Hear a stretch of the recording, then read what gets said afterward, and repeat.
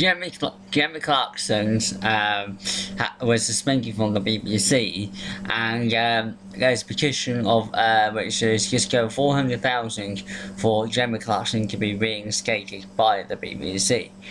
I believe that Jeremy Clarkson is the force behind what makes Top Gear a successful show.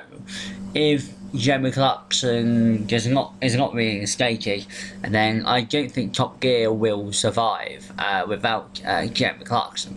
Of course, he could get run over by a bus tomorrow, and even before his suspension, he could be run over by a bus tomorrow, and obviously that would have been goodbye to the show, and the show would never fully recover, and eventually would be axed because of the poor ratings. But like I say, Jeremy Clarkson, he was suspended over a punch-up with a producer apparently, and there's also been other controversies and allegations about his comments that he has made while in countries such as Mexico, Argentina. I mean, these have been light-hearted humour and taken very seriously by the host countries. Mexico, for example, when Jeremy Clarkson made that comments about Mexico, the Mexican ambassador complained to the BBC, which I thought was a bit too extreme. It was just light-hearted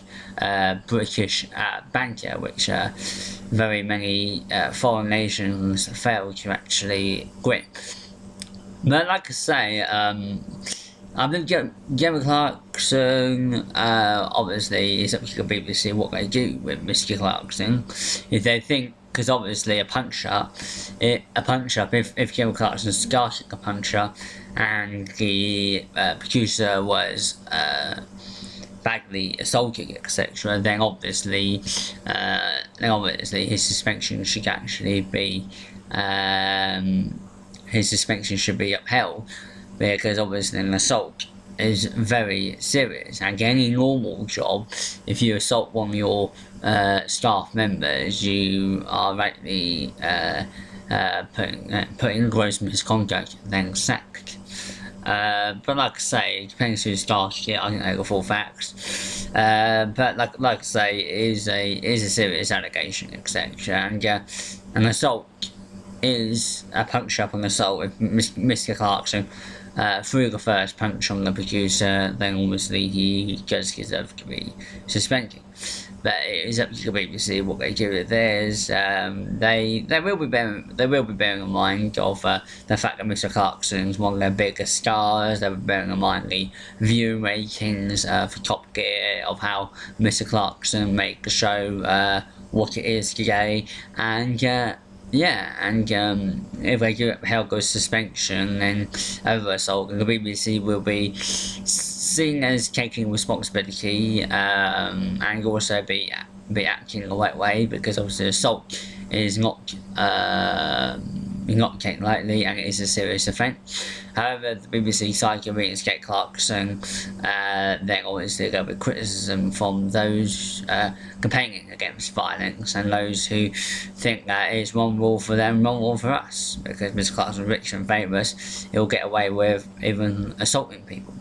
So I don't know, it's a halfway house really, but Mr Clarkson will be thinking about his actions, obviously, whatever started this, etc., whether it be the producer who actually made some comments against Clarkson, or the producer was probably being politically correct about some of Clarkson's comments, because we know that Jeremy Clarkson is the one to say things without thinking, and the sort of person to make remarks without giving a toss who hears them.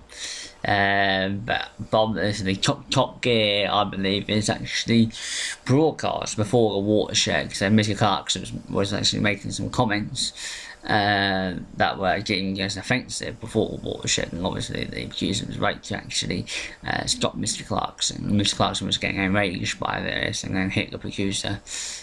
That's probably what happened. Mr Clarkson was probably making some comments, because no, Jeremy, you can't make those comments, because you realise the show is before 9 PM. Even if it's after 9 PM, people will still be complaining about it. But like I say, Mr Clarkson is, I mean, obviously he's richer and famous. The BBC need him more than he needs them, actually. But like I say, if Mr Clarkson is suspended, I don't think he'll have any trouble with finding new work, new media work, because he is such a big profile figure, and he can go into comedy with all that banter. Jeremy Clarkson, I think Jeremy Clarkson would be a very good stand-up comedian, far better than Al Murray, who's standing against Nigel Farage.